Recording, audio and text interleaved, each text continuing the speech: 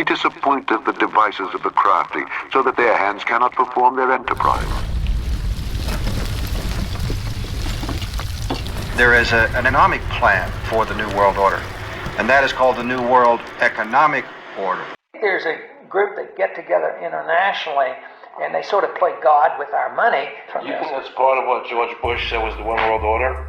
They can't have a New World Order only with, a world police, military. Right. I think the financial system ultimately is even more important than the guns.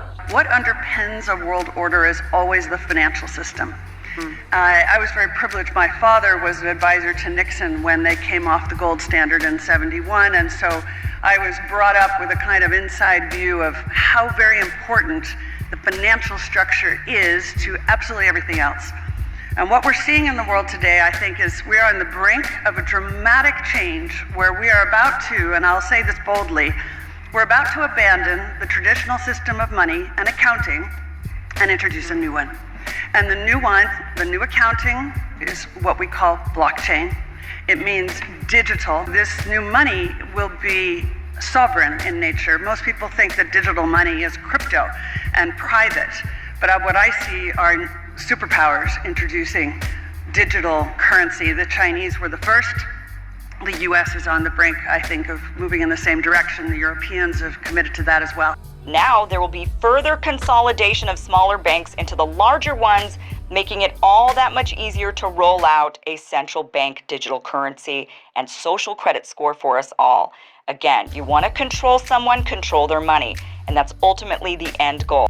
Now you can bet small banks are going to go under one by one, with assets and accounts to be absorbed by the biggest banks. You just wait. They're just going to do it systematically rather than through chaotic runs.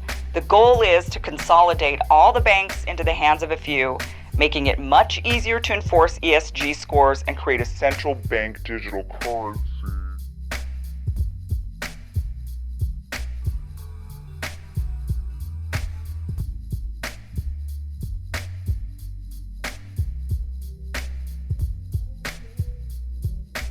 All the banks are broke. Bank Santander, Deutsche Bank, Royal Bank of Scotland, they're all broke. And why are they broke? It isn't an act of God. It isn't some sort of tsunami. They're broke because we have a system called fractional reserve banking, which means that banks can lend money that they don't actually have. It's a criminal scandal, and it's been going on for too long. To add to that problem, you have moral hazard, a very significant moral hazard from the political sphere. And most of the problem starts in politics and central banks, which are part of the same political system.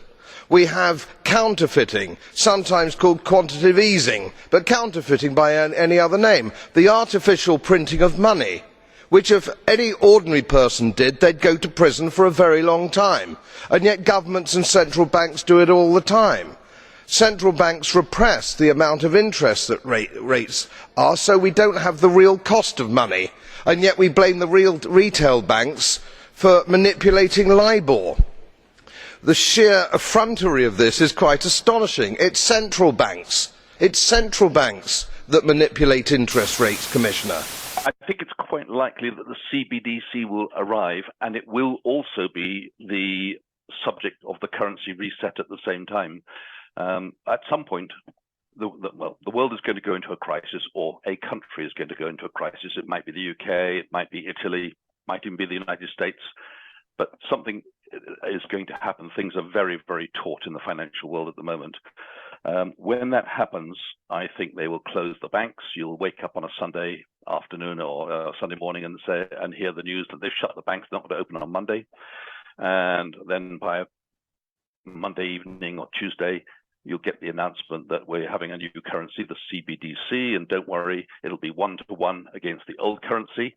But there'll be some restrictions on your ability to convert your old money into the new money. So if you're poor and you have a small bank account, it'll be converted 1-to-1 straight away.